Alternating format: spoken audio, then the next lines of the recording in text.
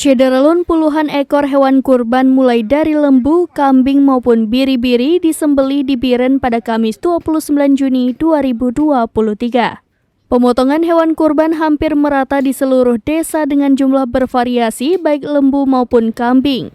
Seperti di Desa Gelanggang Baru, Gelanggang Tengah, Pulau Ara, Kota Juang Biren dan berbagai desa lainnya di 17 kecamatan yang ada di Biren. Di Desa Gelanggang Baru, Kota Juang Biren tahun ini menyembelih 8 ekor lembu dan 13 ekor kambing. Geci Gelanggang Baru Kota Juang Biren Haji Zakaria didampingi panitia kurban Safrizal MZ mengatakan, penyembelihan memperlihatkan para pemuda dan masyarakat desa yang dimulai usai sholat Idul Adha. Puluhan warga Desa Gelanggang Baru Kota Juang ikut serta dalam membantu menyembelih sampai proses pembagian daging kurban kepada yang berhak.